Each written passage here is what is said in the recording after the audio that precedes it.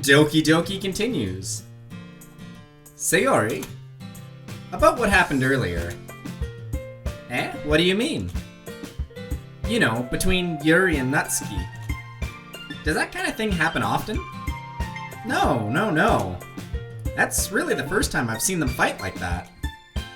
I promise, they're both wonderful people. Yeah, they started fighting when we were there? You don't hate them, do you? No, I don't hate them. I just wanted your opinion, that's all. I can see why they'd make good friends with you. You know, it's nice that I get to spend time with you in the club. But I think seeing you get along with everyone is what makes me the happiest. And I think everyone really likes you too. Every day is going to be so much fun. It looks like Sayori still hasn't caught on to the situation, the kind of situation I'm in. Sure, being friends with everybody is nice, but does it really need to stop there? We'll just have to see what the future holds, Sayori. I pat Sayori on the shoulder. I said that more to myself than her, but it's easy to use Sayori as an internal monologue sometimes. Okay. Yeah. Let's do this.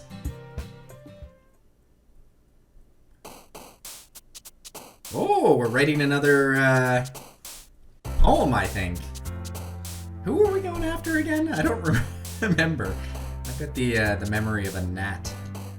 Goldfish gnat. Let's see. Okay, we're gonna go...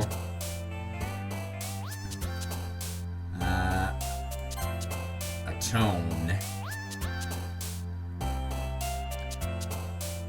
Wrath. Let's see if we can nail 20 of 20 towards one person.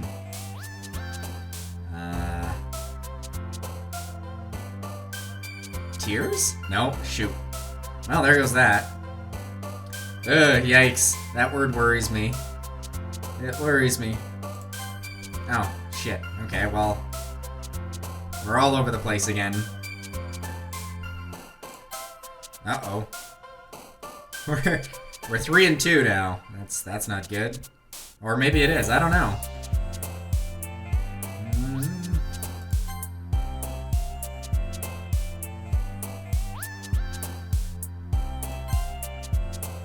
Let's see. Oh, there we go. We're figuring it out now. Sunset or fantasy?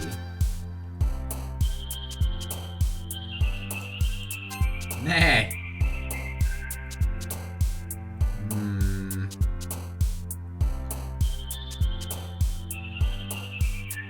This one's a little bit tricky. Oh. Okay. Well, whatever. Oh, man. It's neck and neck, accidentally. Oh, no.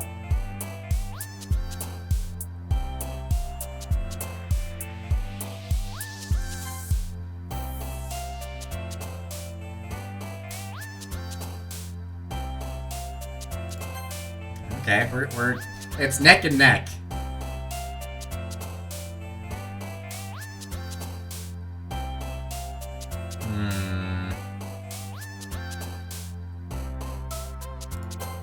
There we go.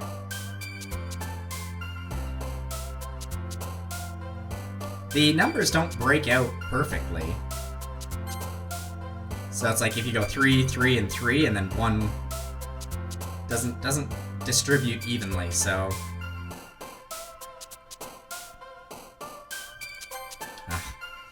Oh well.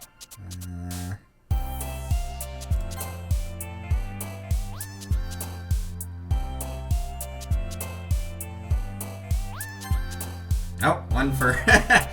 one for the middle. And last one...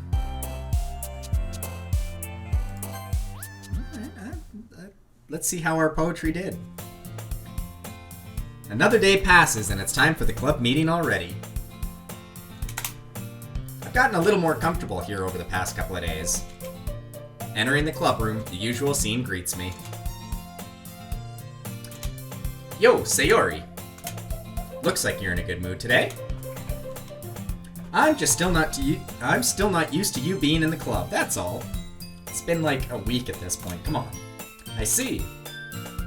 That's a pretty simple thing to get you in a good mood. But I guess it's always the simple things with you anyway. Speaking of which, I'm kinda hungry. Will you come with me to buy a snack? No, thanks. That's not like you at all. I have my reasons. Why don't we take a look at your purse, Sayori? Why that, all of a sudden? No reason, really. I just wanted to look at it. Sayori nervously retrieves her coin purse. She fumbles with the latch and gets it open.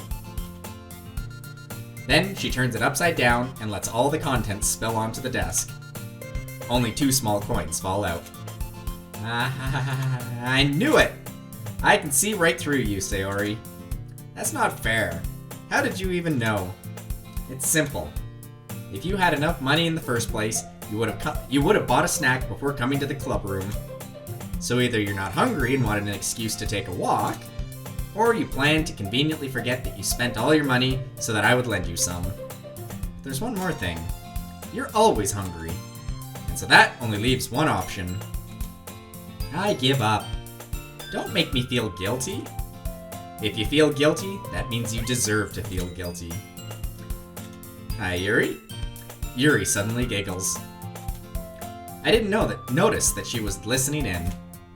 Her face is in a book. Her face is in her book, as always. I wasn't listening or anything. It was just something in my book. Yuri. Tell Lily to let me borrow some money. Don't get me involved like that, Sayori. Besides, you should only buy what you can responsibly afford. And frankly, after pulling a mischievous little stunt like that, your suffering is fair enough retribution. I didn't mean that. I got too absorbed in my book. I really like when you speak your mind, Yuri. It doesn't happen much, but it's a fun side of you. There's no way you could think that. You were right, though. I did something bad, now I'll have to accept the retribution. That. Still, coming from you, Sayori? I guess there's a little devil inside all of us, isn't there? Don't let her fool you. Sayori knows exactly what she's doing. After all, she told you guys she was bringing me to the club before she even told me. But you wouldn't have come if it weren't for the cupcakes. So I had to trick Natsuki into making them. Come on, give me more credit than that, Sayori. Oh! Did I just slap her? Out of nowhere, something smacks... Okay, I didn't smack her. I was like, holy shit. Out of nowhere, something smacks Sayori in the face and tumbles onto the desk. Ow, what was... a cookie? Sure enough, it's a giant cookie wrapped in plastic. Sayori glances around. Is this a miracle? It's because I paid my restitution. Retribution. Actually, that one almost worked. I was just gonna give it to you, but then I heard you blab about the cupcakes. It was totally worth seeing your reaction, though. Natsuki, that's so nice of you. I'm so happy. Sayori hugs the cookie. Geez, just eat it. Sayori rapidly tears open the wrapper and takes a big bite. So good. Sayori suddenly clasps her hand over her mouth. I bit my tongue. You're going through a lot over just one cookie. Yeah, no kidding. Natsuki takes a bite of her own cookie. Yours looks really good too, Natsuki. Can I try it? Jeez, beggars can't be choosers.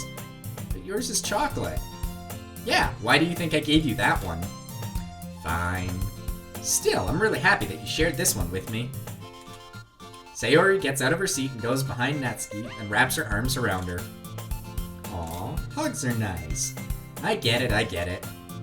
Cookie still in hand, Natsuki reaches up to nudge Sayori off of her. Oh. Sayori suddenly leans down and takes a bite out of Natsuki's cookie. Hey! Did you seriously just do that? Mouthful, Sayori trots away to safety. Yuri and I laugh as well. You're such a kid sometimes. Monica, can you tell Sayori... Natsuki glances around. Monica isn't in the club room. Where's Monica anyway? Good question. Have any of you heard anything about her being late today? Not me. Yeah, I haven't either. That's a bit unusual. I hope she's okay.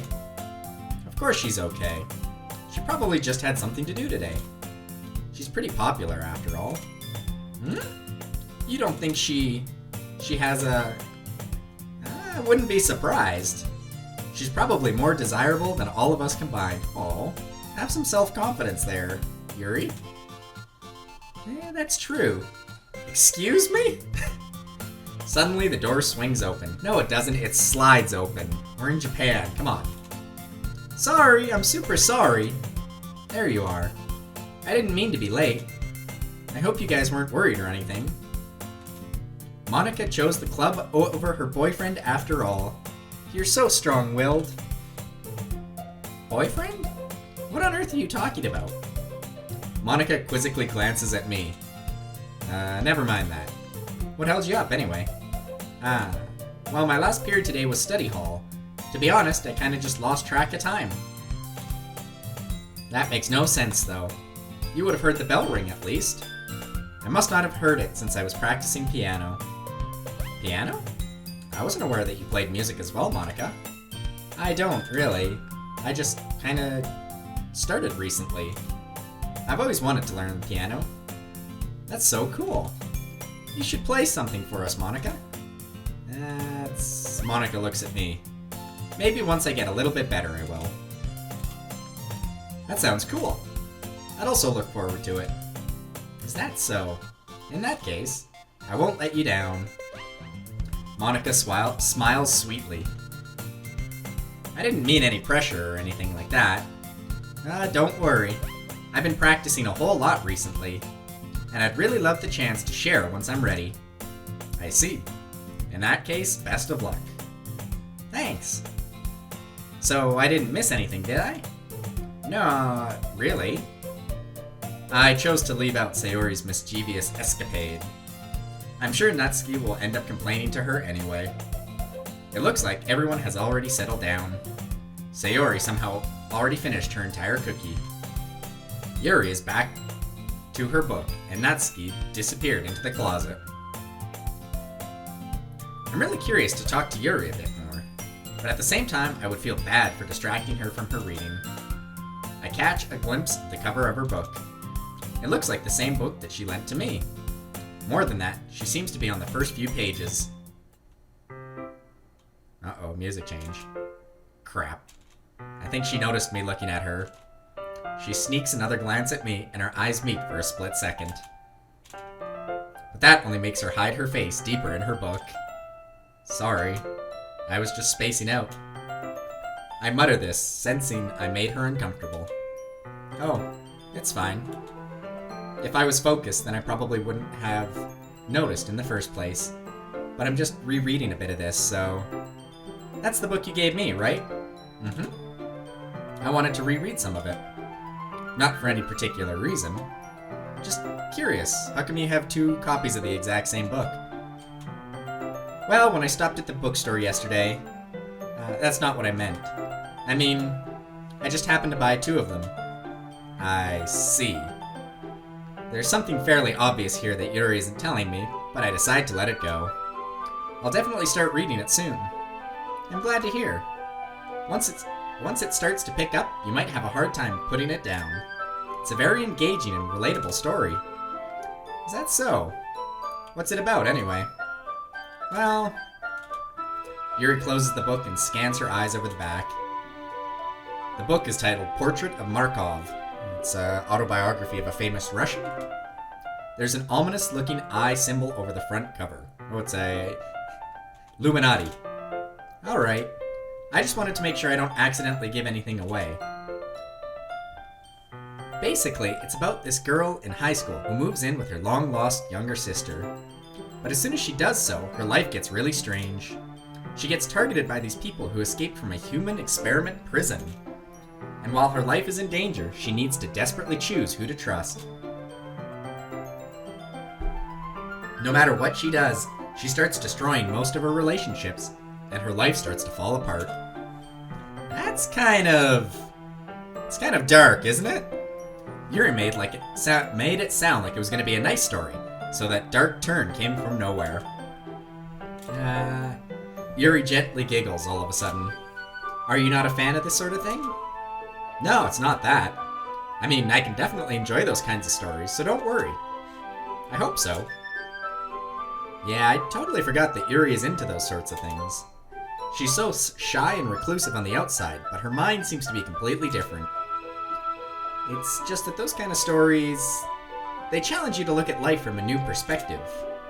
When horrible things happen not just because someone wants to be evil, but because they have their own goals or their own philosophy that they believe in, then suddenly, when you thought you related to the protagonist, they're made out to be the one naive for letting their one-sided morals interfere with the villain's plans. I'm rambling, aren't I? Not again. I'm sorry. Hey, don't apologize. I haven't lost interest or anything. Well, I guess it's alright then. But I feel like I should let you know that I have this problem. When I let things like books and writing fill my thoughts, I kind of forget to pay attention to other people. So I'm sorry if I end up saying something strange. And please stop me if I start talking too much. I really don't think you need to worry. That just means you're passionate about reading. The least I can do is listen. Yeah, it's like an audiobook. It's a literature club after all. Yeah, exactly. That's true. In fact, I might as well get started reading it, right? You don't have to. What are you saying? Just a moment ago, you said you were looking forward to it. Let me just get the book. I quickly retrieved the book that I had put into my bag. Alright, it's fine if I sit here, right? I slip into the seat next to Yuri's. Yeah. Are you sure? You seem a little apprehensive. I'm sorry. It's not that I don't want you to. It's something that I'm not very used to. That is, reading in company with someone. I see. Well, just tell me if I end up distracting you or anything. Alright. I open the book and start the prologue. Are we going to read a book within a book? I soon understand what Yuri means about reading in company. It's as if I can feel her presence over my shoulder as I read. It's not a particularly bad thing. Maybe a little distracting, but the feeling is somewhat comforting. Yuri is in the corner of my eye. I realize that she's not actually looking at her own book. I glance over. It looks like she's reading from my book instead. Sorry, You really apologize a lot, don't you? I do? I don't really mean to. Sorry. I mean... Here, this should work, right? I slide my desk until it's up against Yuri's, then hold my book more between the two of them. I suppose so. Yuri timidly closes her own copy. Once we each lean in a bit, our shoulders are almost touching. It feels like my left arm is in the way, so instead I use my right hand to hold the book open. I guess that makes it kind of difficult to turn the page. Here. Yuri takes her left arm and holds the left side of the book between her thumb and forefinger. I do the same with my right arm on the right side of the book. That way, I turn a page and Yuri slides it under her thumb as it flips to her side. But in holding it like this, we're huddled even closer together than before. It's actually kind of distracting. It's as if I can feel the warmth of Yuri's face, and she's in the corner of my vision. Are you ready? To turn the page. Yeah, I think I got a bit distracted for a second. Yeah, no kidding, man. I glance over at Yuri's face again, and our eyes meet. I don't know how I'll be able to keep up with her. That's okay. You're not as used to reading, right? I don't mind being patient if it takes you a little bit longer. It's probably the least I can do, since you've been so patient with me. Yeah, thanks. We continue reading. Yuri no longer asks me if I'm ready to turn the page. Instead, I just assume that she finishes the page before me, so I turn it by my own volition. We continue the first chapter in silence. Even so, turning each page almost feels like an intimate exchange. My thumb gently letting go of the page, letting it flutter over to her side as she catches it under her own thumb. Hey, Yuri. This might be a silly thought, but the main character reminds me of you a little bit. You think so? How does she? Well, I guess she's more blunt in a lot of ways, but she also second guesses all of the things she says and does. Like she's afraid she'll do something wrong. It's not like I can see into your head or anything, but they're kind of reminiscent of some of your mannerisms. I see. Yuri remains silent for a moment. But that's probably a terrible thing to have in common with her. That's so embarrassing for you to think that. Wait, I didn't mean it in a bad way or anything. Sorry, I didn't really know you were self-conscious about that sort of thing. I guess I more meant that it's kinda cute. What are you saying all of a sudden? Okay, everyone. I think it's about time we shared today's poems with each other. We might not have enough time if we wait too long. Yuri exhales, spared from finishing your thought. Is that alright, Yuri? You look kinda down. I'm sorry if you haven't been looking forward to this. No, it's not. It's fine. Yuri releases her hand from the book, causing it to close on top of my thumb. Alright, I guess I'll do some more reading tonight. Or would you prefer I only read it with you? Smooth. Smooth. I guess I don't have too much of a preference either way. In that case, I'll read a little bit more tonight. It'll be more fun to read with you after it picks up a bit, you know? That's good reasoning. In that case, feel free to finish the first 2 chapters on your own time. Alright. I stand up. I make a mental note of where I left off in the book and slip it back into my bag. Do you not have a bookmark, my dude? Okay, well. Might as well keep the Yuri train going. Let's see what you've written for today. Yuri stares at the poem with a surprised expression on her face. Do you like it? How did you pick up on this so quickly? Just yesterday I was telling you the kind of techniques worth practicing. Maybe that's why. You did a good job explaining. I really wanted to try giving it more imagery. Yuri visibly swallows. Even her hands appear sweaty. Mom's spaghetti? I'm not used to this. Used to what? I don't know. It's fine, take your time. Yuri breathes and collects her thoughts. I know that Yuri likes to think before she speaks, so I offer that patience to her. Yeah, just being appreciated like this, I guess. It probably sounds really stupid, but seeing someone motivated by my writing, it just makes me really happy. Are you saying that you've never shared your writing before?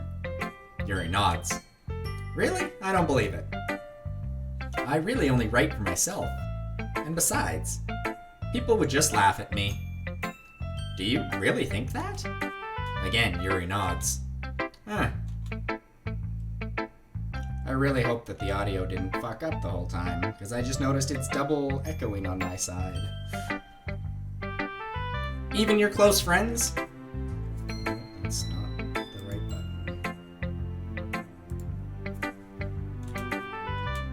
button. Yuri doesn't respond to that. I wonder why. Anyway, do you want to share the poem you wrote today? Yeah, I do. If it's with you. The Raccoon. It happened in the dead of night while I was slicing bread for a guilty snack. My attention was caught by the scuttling of a raccoon outside my window. That was, I believe, the first time I noticed my strange tendencies as an unordinary human. I gave the raccoon a piece of bread, my subconscious well aware of the consequences. Well aware that a raccoon that is fed will always come back for more. The enticing beauty of my cutting knife was the symptom. The bread, my hungry curiosity, the raccoon, an urge. Oh my goodness, that's a long-ass poem. The moon increments its phase and reflects that much more light off my cutting knife. The very same light that glistens in the eyes of my raccoon friend. I slice the bread, fresh and soft. the raccoon becomes excited.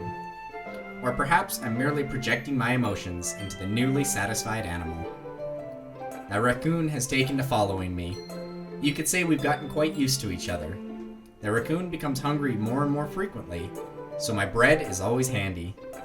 Every time I brandish my cutting knife, the raccoon shows me its excitement. A rush of blood. Classic Pavlovian conditioning. I slice the bread, and I feed myself again. I was a little more daring with this one than yesterday's. I can see that. It's a lot more metaphorical. I don't know if it's my fault, but I can't begin to imagine what this poem is about. And that's right. It's a bit closer to my preferred writing style, using the poem as a canvas to express vivid imagery and conveying emotions through them. Yeah, if I take it at face value, then I can't even figure out what it's supposed to mean. Well, I think it's something that different people can relate to in their own way. I wanted to express the way it feels for me to indulge in my more unusual hobbies. Feeding raccoons? It's those sorts of things that I'm forced to keep to myself. So I only sometimes enjoy writing about them. Why do you keep them to yourself? Because they're embarrassing. And people would make fun of me. Don't you have anything like that? Yeah, yes I do. I feel like everyone has a little something like that. The best we can do is respect each other and our individualities. Even if it's difficult sometimes and makes us uncomfortable. After all, if I hadn't learned to embrace my own weirdness, I would probably hate myself. I might be ranting a little bit now, but I'm glad you're a good listener. Alright, well, you know what? Let's wrap up showing the poem to everybody, and then we'll go from there. Sayori, you were number 2. I really love your poems. I can't believe you've been hiding these from me. I'm not hiding anything. But your poems are so good. Yesterday's and this one's too. You can't tell me that you haven't done this before. I mean, you're really the one who feels that way, so... No way. Not even Natsuki? Well, I guess Natsuki is least likely to admit how much she likes something. But I don't think it's that. What do you mean? Well, I guess I'll be honest about it. It's a lot easier to write poems when I'm thinking about you. Ho ho ho ho ho ho! Stop thinking weird things, idiot. I just meant that you're a really expressive person, I guess. How am I supposed to write poems about my own stupid life? But you somehow make everything in your life an adventure. Even the little things. Like cooking. Let's not talk about that. So yeah, I guess what I'm saying is that I can feel more feelings through you than I can feel through myself. We have that kind of weird connection.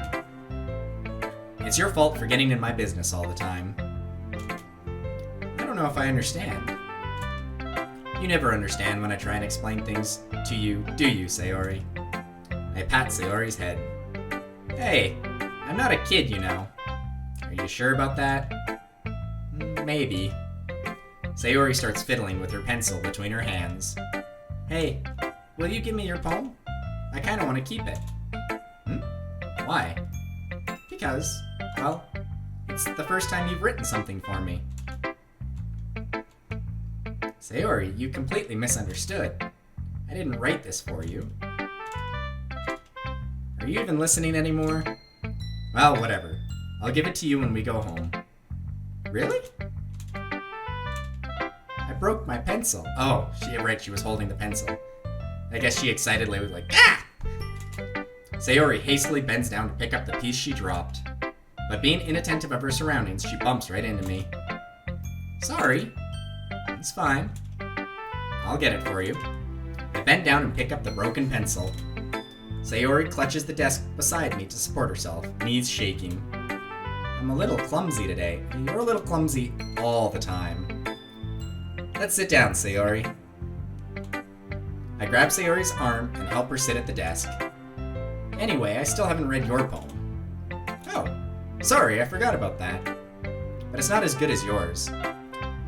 Don't worry, I'm sure I'll like it. man, these poems are getting long. Bottles. Holy shit. I pop off my scalp like the lid of a cookie jar. It's the secret place where I keep all my dreams. Little balls of sunshine, all rubbing together like a bundle of kittens. I reach inside with my thumb and forefinger and pluck one out. It's warm and tingly. But there's no time to waste. I put it in a bottle to keep it safe. And I put the bottle on the shelf with all the other bottles. Happy thoughts, happy thoughts, happy thoughts in bottles all in a row. My collection makes me lots of friends. Each bottle a starlight to make amends. Sometimes my friend feels a certain way. Down comes a bottle to save the day. Holy shit, this is a long one. Night after night, more dreams. Friend after friend, more bottles. Deeper and deeper my fingers go. Like exploring a dark cave, discovering the secrets hiding in the nooks and crannies. Digging and digging, scraping and scraping. I blow dust off my bottle caps. It doesn't feel like time elapsed. My empty shelf could use some more. My friends look through my locked front door. Finally, all done. I open up and in come my friends. In they come in such a hurry. Do they want my bottles that much? I frantically pull them from the shelf, one after another, holding them out to each and every friend. Each and every bottle. But every time I let one go, it shatters against the tile between my feet. Happy thoughts, happy thoughts, happy thoughts in shards all over the floor. They were supposed to be for my friends who aren't smiling. They're all shouting, pleading, something. But all I hear is echo, echo, echo, echo, echo inside my head. This is getting a little dark, boys. I think we pulled a ripcord on this. Holy crap! No fucking kidding. Sayori, did you actually write this? Of course I did. Didn't I tell you yesterday that I was going to write the best poem ever? Yeah, but I didn't expect something like this coming from you. Monica taught me a whole lot, and I've been really in touch with my feelings recently. I see that. It's almost kind of creepy. Creepy? Well, not exactly. Maybe because I'm so used to being cheerful. Well, never mind. I'm thinking too hard about it. The point is, it came out good, so you should be proud of it. Nah, you're not thinking too hard, my boy. Aw, thanks. I feel like I was meant to express myself this way. It even helps me understand my own feelings a little bit better. Writing is like magic. You've gotten pretty passionate about this, huh? I hope you keep it up. Yeah, writing's the best. I'm gonna keep writing until I die. Don't get ahead of yourself. Sayori's always had a habit of getting obsessed with something before dropping it no more than a week later. I wonder if this is one of those times. But seeing the passion in her eyes makes it hard for me to be pessimistic. Ooh, two more. Set up Monica. Hi again. How's the writing going? Alright, I guess. I'll take that. As long as it's not going bad. I'm happy you're applying yourself. Maybe soon you'll come up with a masterpiece. I wouldn't count on that. You never know. Want to share what you wrote for today? Sure, here you go. I give my poem to Monica. Alright, great job. I was going ooh in my head while reading it. It's really metaphorical. I'm not sure why, but I didn't expect for you to go for something so deep. I guess I underestimated you. It's easiest for oh, okay, I was misreading that. It's easiest for me to keep everyone's expectations low. That way it always counts when I put in some effort. That's not very fair. Well, I guess it worked anyway. You know that Yuri likes this kind of writing, right? Hey! Writing that's full of imagery and symbolism? Unlike Sayori, who likes simple and direct words to describe happiness and sadness, Yuri likes it when readers are left to derive their own meaning out of it. It's very challenging to write like that effectively. Both allowing people to get something out of it just by feel, or letting them deeply analyze all the nuances. It can take years of practice, which I'm assuming Yuri has at this point. I never really asked, though. I'm sure I'm nowhere near her level yet. Don't worry so much about that. You do your own thing. Just keep exploring and learn by trying new things. But anyway, you want to read my poem now? I like the way this one turned out, so I hope you do too. Alright, let's take a look. Oh, goodness. Save me. The colors, they won't stop. Now, we know this is an American because they spell colors without a U. Bah. Beautiful, bright, beautiful colors. Flashing, expanding, piercing. Red, green, blue. An endless cacophony of meaningless noise.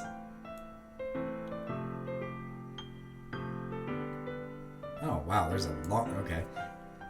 The noise, it won't stop. Violent, grating waveforms. Squeaking, screeching, piercing. Sine, cosine, tangent. Like playing a chalkboard on a turntable. Like playing a vinyl on a pizza crust. An endless poem of meaningless. Oh, holy shit. The imagery of chalkboard on a turntable, that scratching sound just... That sent a shiver down my spine. Load me.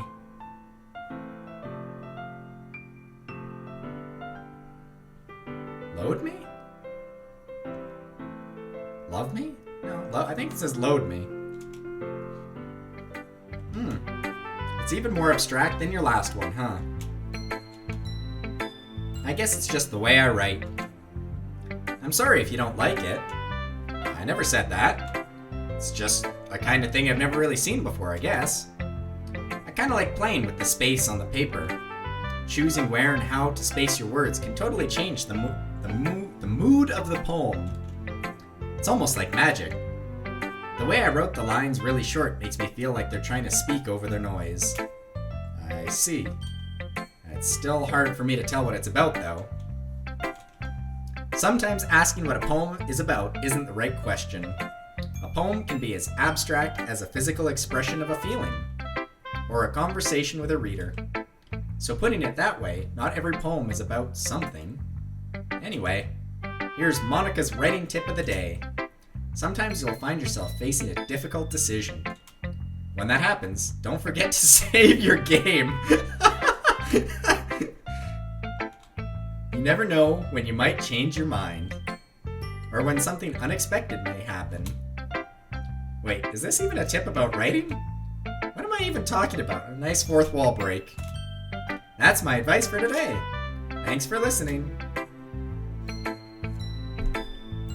Well, I think what she's saying is don't save in the same slot over and over again, and I will take that advice at the end of this episode. I liked your last one better. Really? Well, yeah, I can tell you were a little more daring with this one, but you're not really good enough for that yet. It fell flat. That may be true, but I just wanted to try something different. I'm still figuring this all out. I mean, I always like poems that aren't trying too hard. I hate when people try to sound fancy or add more meaning just by using annoying and complicated language. Just make it simple, cute, and to the point. Yuri's head over heels for all this cryptic nonsense, but I see right through that BS. Ha! Making your reader look so hard for all this deep meaning is just an excuse to have no meaning at all. I guess that's one way to look at it. Well, everyone has their own opinion. But my opinion is the best opinion. I'm sure you figured that out already. Anyway, here's my poem. Maybe you'll learn something.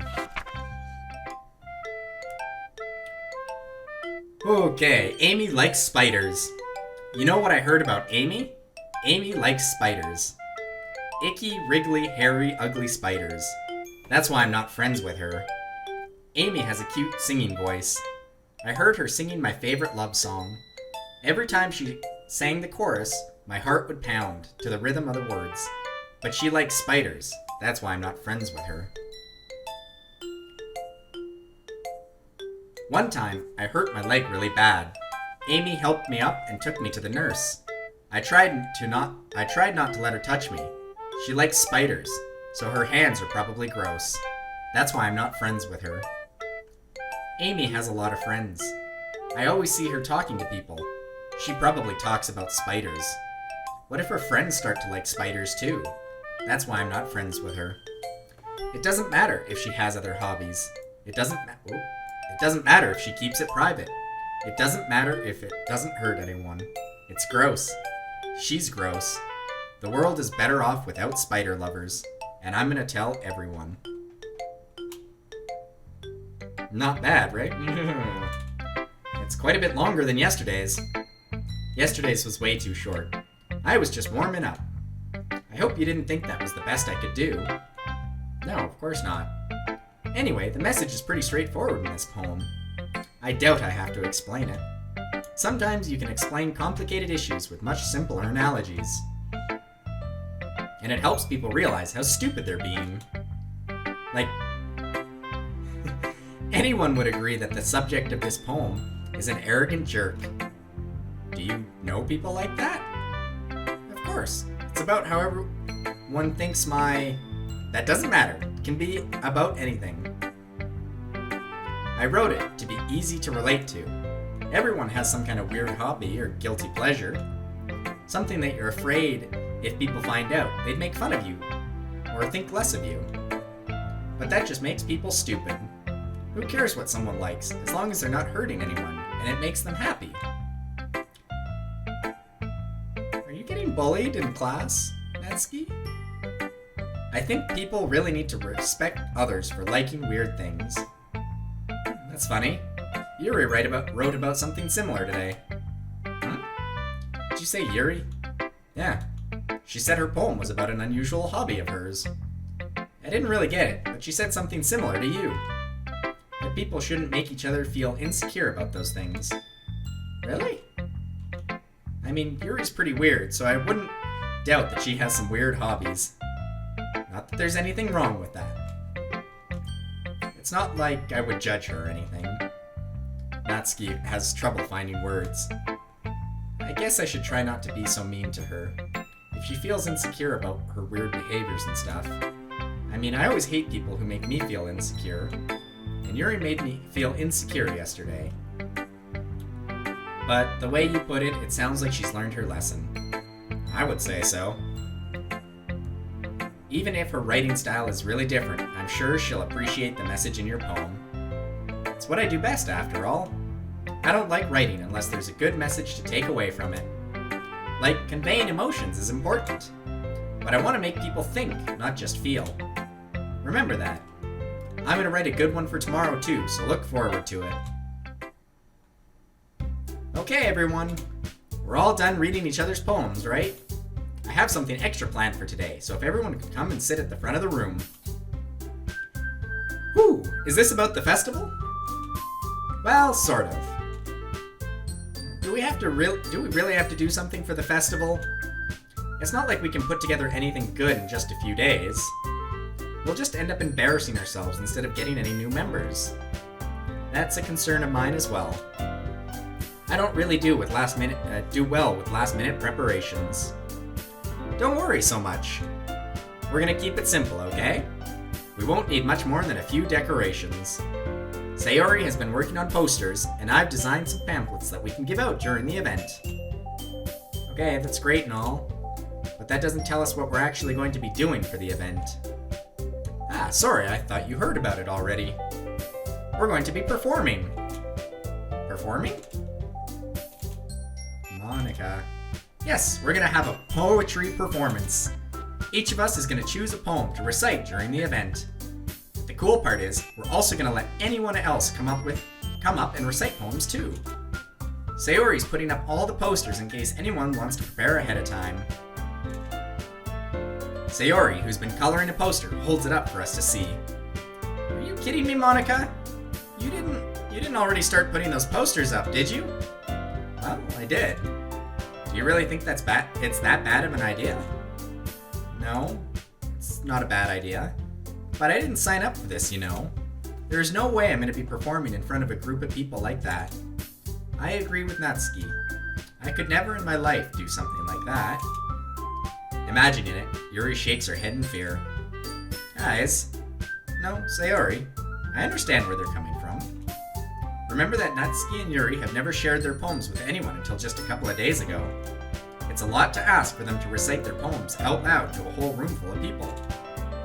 I guess I kind of overlooked that. So, I'm sorry. But, I still think we should give it our best. We're the only ones responsible for the fate of the club. If we start the event and each of us puts on a good performance, then it will inspire others to do the same.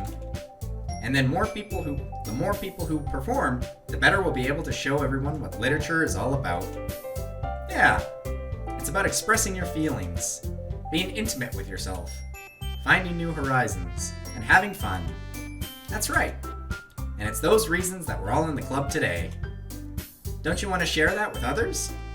To inspire them to find the same feelings that brought you in here in the first place? I know you do. I know we all do.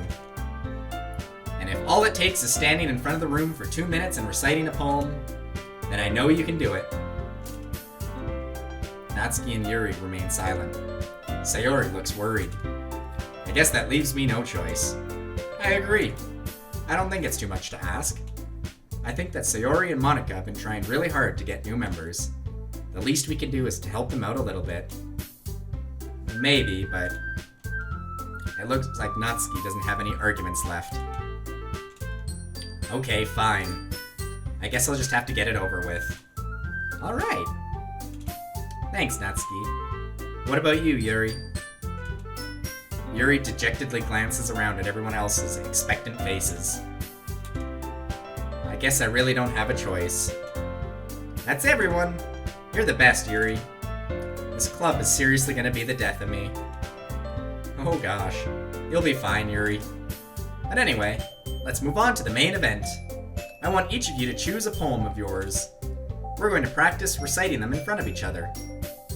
No way! Monica, this is too sudden.